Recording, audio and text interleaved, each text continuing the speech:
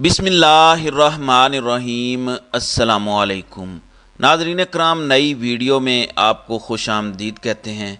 बदमस्त हाथी एक दफ़ा फिर अपने लोगों को कुचलने के दरपे है। ताकत के जहरीले नशे ने उसके सोचने समझने की सलाहियत ख़त्म कर दी है और फिर से लिसानियत के बारूद में चिंगारी फेंकी गई है। समझ नहीं आ रही कि पाकिस्तान में अब सिर्फ एक ही तर्ज की सियासत जो है वो चल पड़ी है और वो है सूबों को लड़ाने की सियासत। इस वक्त अली अमीन गंडापुर की गाड़ी पर फायरिंग की गई है, सीधी फायरिंग की गई है। पुलिस की जानिब से कहा जा रहा है कि यह हमला पहले जंग फक्कर बाउंड्री पर किया गया है। अली अमीन की गाड़ी पर सीधे फायर किए गए हैं। सराय मुहाजिर पर दूसरा हमला हुआ है जहां पर एक ड्राइवर, 3 गनमैन और एक गाड़ी के गायब होने की इत्तलाआत हैं। इस हवाले से जियो किस तरह की रिपोर्टिंग कर रहा है उस पर भी बात करेंगे।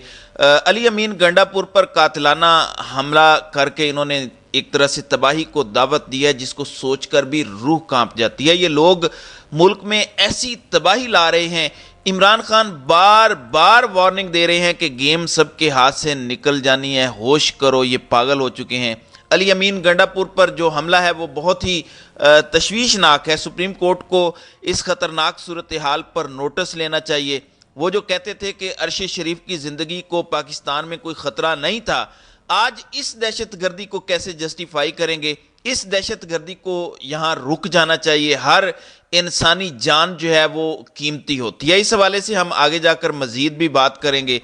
दूसरी जानिब तहरीक इंसाफ के सैकड़ों कारकुनान गिरफ्तार कर लिए गए हैं। मुल्क में बदतरीन फस्तायत नंगा नाच रही है और अदलिया बेबस नजर आती है। अवाम, मीडिया, अदलिया और सियासी कारकुनों के साथ बदतरीन फस्तायत के सामने खड़े हों, वरना यह मुल्क ऐसे रास्ते पर है कि वापसी नहीं होगी। अल्लाह हम सब की हिफाजत करे। बुनियादी इंसानी हुकूक में सबसे अहम इंसाफ और अदालतों तक रसाई के हक तक को जो है इस वक्त जो है वो मुअत्तल किया गया है। जबकि लेफ्टिनेंट असद दुरानी का कहना है कि तहरीक इंसाफ को कलअदम जमात करार देने का फैसला अगले 2-3 दिन में किया जा सकता है।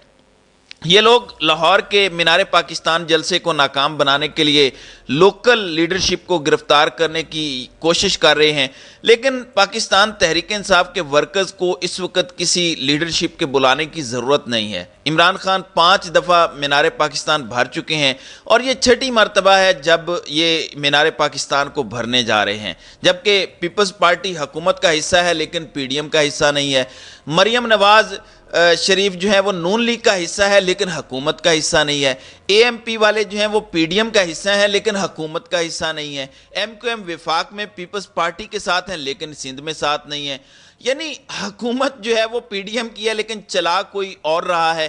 तो ये टोटल खुलासा है इस वक्त हुकूमत की मौजूदा हालत का। जमान पार्क पर हमले और डकैती के इल्ज़ाम में मरियम नवाज़, मोहसिन नकवी, आईजी पंजाब, सीसीपीओ लाहौर और दीगर 18 अफसरान पर पर्चे की भी दरख्वास्त जमा करवाई गई है। तहरीक इंसाफ ने चीफ सेक्रेटरी को लिखे गए ख़त में जमान पार्क पर मुतअद्दिद ऑपरेशंस और ज़िले शाह के कत्ल पर जुडिशल कमीशन का भी मुतालबा किया है। नाज़रीन कराम, इस वक्त जिस तादाद में ये गिरफ्तारियां कर रहे हैं, इन गिरफ्तारियों से कुछ होना नहीं है, बल्कि लोग मज़ीद इन पर थू थू करेंगे। पुलिस की रातों की नींद हराम करने से और हुकूमत के करोड़ों रुपए खर्चने से बेहतर है कि एक बीबी जो जाती उम्रा में बैठी है उसका दिमागी इलाज करवाया जाए और उसे कोई अच्छी दवा जो है वो ला कर दी जाए। मार्शाल्लाह के सबसे बड़े बेनिफिशरीज अयूब खान और ज़ियाउल हक की सियासी औलादें और जानशीन मुस्लिम लीग नून और पीपल्स पार्टी के सरबराहान हैं। ज़ियाउल हक की सियासत का गद्दी नशीन उसकी सियासी औलाद मोहम्मद नवाज शरीफ है। ज़ियाउल हक का दस्ते रास्त वफादार, उसकी मीरास का अमीन जो है वो मोहम्मद नवाज शरीफ है। और लाहौर के पाकिस्तान जलसे को नाकाम बनाने के लिए लोकल लीडरशिप को जो इस वक्त गिरफ्तार करने की कोशिश की गई है उसमें 10 साल तक के कमसिन बच्चों को भी उठाया गया है और उनको भी इस पादाश में कि वो पीटीआई से मोहब्बत करते हैं, पीटीआई से ताल्लुक़ रखते हैं, उनको भी गिरफ्तार किया गया है। इस्लामाबाद पुलिस ने पाकिस्तान के शहरियों की अदालतों तक रसाई जो है वो रोक दी है। सेनेटर शिबली फराज को इंसदाद दहशतगर्दी अदालत जाने से रोका गया है। کہ اور ان کو گرفتار کیا کرنے کی کوشش کی گئی ہے، لیکن پی ٹی آئی کے وکلاء نے اسے ناکام بنایا ہے۔ لیکن پولیس کی بھرپور کوشش ہے کہ درخواست ضمانت دائر ہونے کے باوجود انہیں کسی طریقے سے گرفتار کیا جائے۔ جبکہ توشہ خانہ کیس میں عمران خان کے وارنٹ گرفتاری منسوخی کا تحریری حکم نامہ بھی اس وقت جاری ہو چکا ہے، جبکہ شیریں مزاری کے خلاف بھی رانا ثناءاللہ جو ہے وہ ایک بہت بڑا ایف آئی آر جو ہے وہ درج کروا رہے ہیں۔ اس حوالے سے سب سے پہلے تو ہم بات کر لیتے ہیں علی امین گنڈا پور پر جو حملہ ہوا ہے۔ جیو اس حوالے سے، جیو اور سما، آپ کو پتہ ہے کہ یہ کس طرح کے چینلز ہیں اور یہ کس طرح سے پٹوار خانہ کھول کے بیٹھے ہوئے ہیں۔ ان کی جو رپورٹنگ ہے میں پہلے وہ بیان کر دیتا ہوں۔ یہ کہتے ہیں کہ پی ٹی آئی رہنما علی امین گنڈا پور نے مبینہ طور پر پولیس چیک پوسٹ پر حملہ کر دیا۔ پولیس کے مطابق علی امین گنڈا پور نے ڈیرہ اسماعیل خان جاتے ہوئے داجل چیک پوسٹ پر مبینہ ہنگامہ آرائی کی، انہیں چیکنگ کے لیے روکا گیا تو انہوں نے چیک پوسٹ پر حملہ کر دیا۔ پولیس کا کہنا ہے کہ کے پی کے اور پنجاب سرحد پر چیک پوسٹ پر تمام گاڑیوں کی انٹری کی جاتی ہے۔ چیک پوسٹ پر ہنگامہ آرائی کے بعد علی امین گنڈا پور فرار ہو گئے۔ علی امین گنڈا پور یہ پولیس ترجمان کے مطابق شراب کے نشے میں دھوتے ان کی گاڑی کو تیز رفتاری پر روکا گیا تو ان کی پولیس اہلکاروں سے تلخ کلامی ہوئی۔ اس دوران علی امین اور ان کے ساتھیوں نے چیک پوسٹ پر فائرنگ کی۔ دوسری جانب ڈی پی او محمد نوید کا کہنا ہے کہ واقعے کے بعد علی امین گنڈا پور کے 4 گارڈ اور گاڑی کو حراست میں لیا گیا ہے، جس میں آفتاب، شکیل، الطاف اور نیک محمد جو ہیں وہ شامل ہیں۔ یہ ان کی جانب سے جو ہے وہ بیان دیا گیا ہے جیو کی جانب سے کہ ان کو جو ہے وہ گرفتار کیا گیا ہے، اور گرفتار جو ہے وہ پولیس کی جانب سے کیا گیا ہے، اور فائرنگ بھی جو ہے وہ علی امین گنڈا پور نے کی ہے، جبکہ زخمی جو ہے وہ علی امین گنڈا پور کے 2 سیکیورٹی گارڈ ہیں۔ یہ بڑی عجیب بات ہے کہ زخمی جو ہیں وہ علی امین گنڈا پور کے 2 گارڈز ہوئے ہیں، جبکہ فائرنگ پولیس کے اوپر کی گئی ہے۔ تو اس سے آپ اندازہ لگا سکتے ہیں، پچھلے دنوں انہوں نے فواد چودھری کے اوپر بھی جب انہیں گرفتار کیا گیا تو کہا گیا کہ جی اس نے شراب پی ہوئی تھی، پولیس کی جانب سے دعویٰ تھا، لیکن جب رپورٹ آئی تو رپورٹ میں اس طرح کا کچھ بھی نہیں تھا۔ تو یہ اس طرح کے جھوٹے الزامات لگا کر جو ہے وہ اس طرح کے حملے کر رہے ہیں پی ٹی آئی رہنماؤں کے اوپر۔ اب ناظرین اکرام، علی امین گنڈا پور کے حوالے سے اس وقت جو خبر آ رہی ہے وہ خبر تو یہی آ رہی ہے کہ علی امین گنڈا پور اس وقت جو ہے وہ محفوظ ہیں، کسی نامعلوم جگہ پر ہیں، اور لیکن ان کے جو گارڈز ہیں وہ پکڑے گئے ہیں، اور ایک گارڈ جو ہے وہ بری طرح سے زخمی ہے۔ اب یہ جو پنجاب پولیس کی جانب سے علی امین گنڈا پور کے گارڈز کو زخمی کیا گیا ہے، ایک بنیادی طور پر جو صوبوں کے درمیان ایک جو بڑی مشکل سے صوبائی اور لسانی جو ایک منافرت تھی اس کے اوپر قابو پایا تھا۔ ایک پی ٹی آئی کی یکجائی قوت تھی جس میں پٹھان بھی، پنجابی بھی، بلوچ بھی، سندھی بھی اور دیگر لوگ جو ہیں وہ ایک طرح سے ایک ہی تار میں پروئے ہوئے تھے۔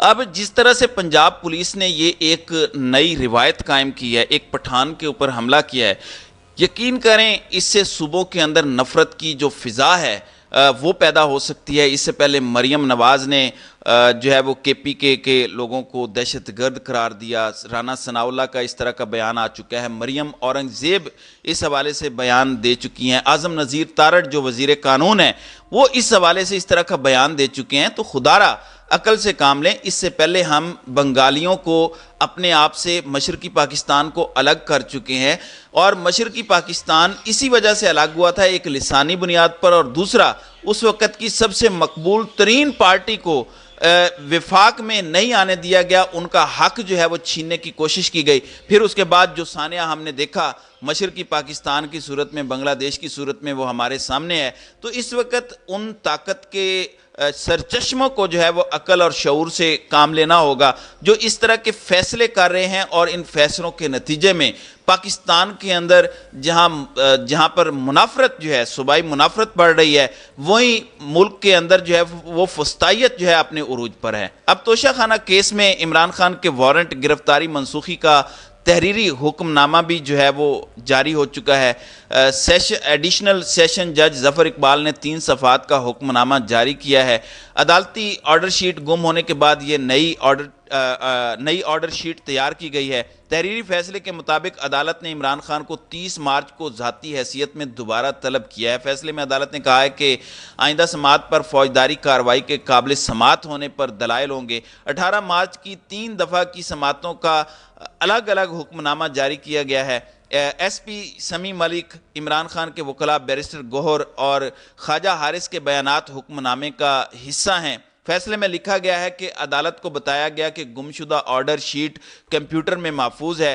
فائل گم ہونے کے تنازع کے حل کے لیے فائل دوبارہ بنائی گئی۔ دن 3:30 بجے عدالت کو بتایا گیا عمران خان جو ہے وہ عدالت پہنچ چکے ہیں، اور اس کے بعد 4 بجے عمران خان جو ہے وہ گیٹ پر موجود تھے۔